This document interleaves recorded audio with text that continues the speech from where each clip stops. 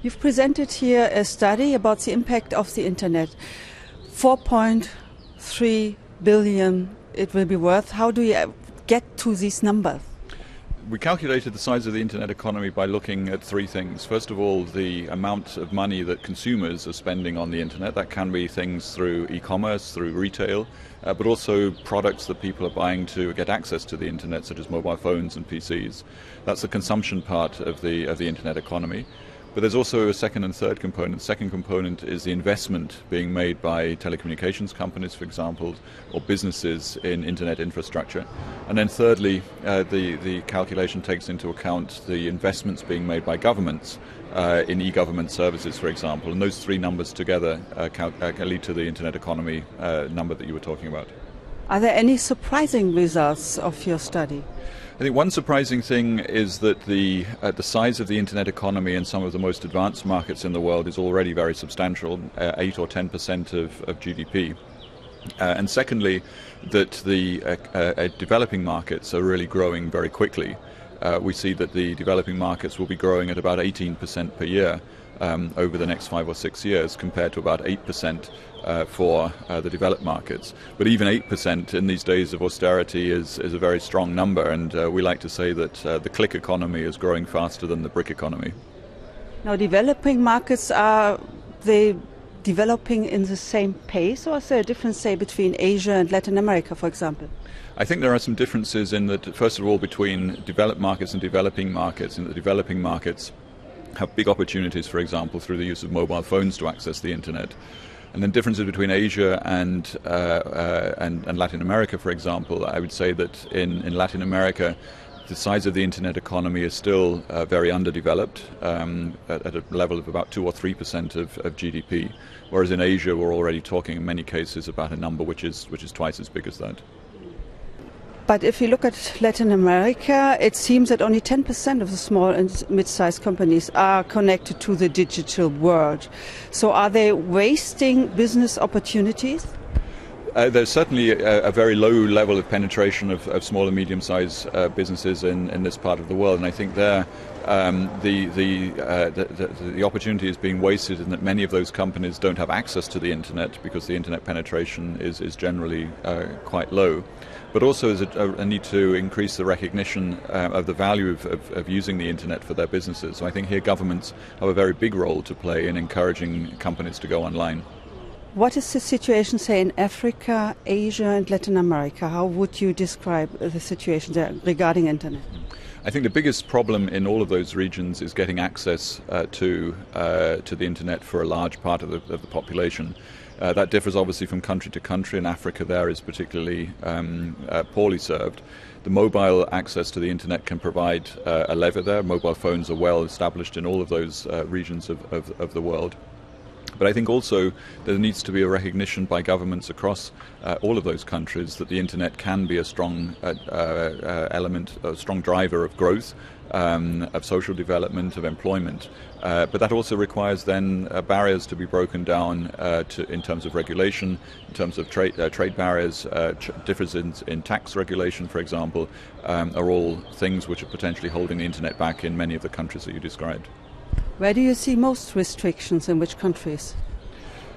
I think in some of the Latin American countries we see restrictions because there are significant trade barriers still in place between some countries.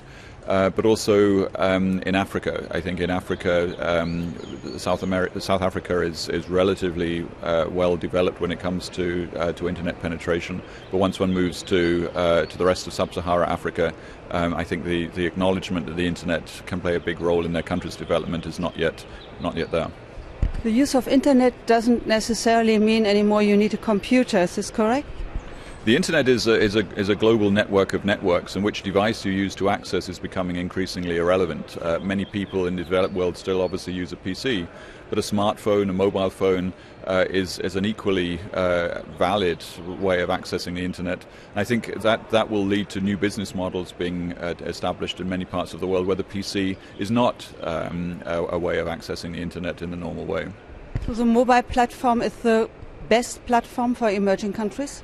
Undoubtedly, I think the mobile platform, with its very high penetration rates in places like India, in many parts of South America and also Africa, is the platform of choice for the internet going forward. And I think we'll see some very new business models, mobile payments, for example, mobile commerce, emerging solely on the back of this platform.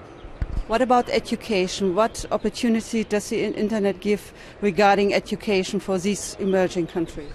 I think education is something that we see as a big issue in all of the countries that we surveyed. First of all, small and medium-sized companies are always complaining about the lack of talent. So they need to develop their own offerings. But also education is clearly a priority for many of the countries across the developing world.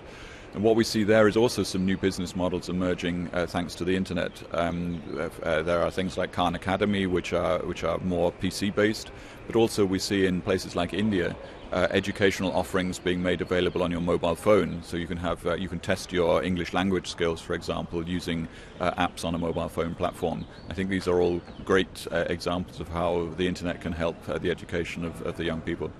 Does the internet then bring also equality opportunities or help to close the welfare gap?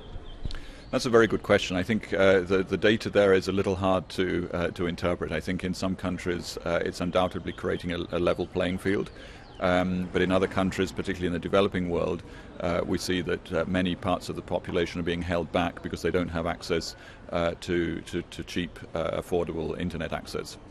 And that will increasingly be a problem as the internet becomes even more important in daily life, because many people will not have access to the services and facilities that they need to live a normal life. Are there any countries which you see as some kind of role model regarding this topic? One example that immediately comes to mind is South Korea. South Korea already 10 years ago, over 10 years ago in the late 1990s, made a very big investment in pushing the internet economy. There were big initiatives to get women online. There were big initiatives to make education more online. There's an initiative which is starting now in South Korea to digitize textbooks for schools, so that physical textbooks will no longer be required. And I think that's one example of where a governance policy has really helped the development of the internet in a very considerable way. Do you think the states are holding back a bit in the emerging countries also because they are afraid of the political impacts of the internet?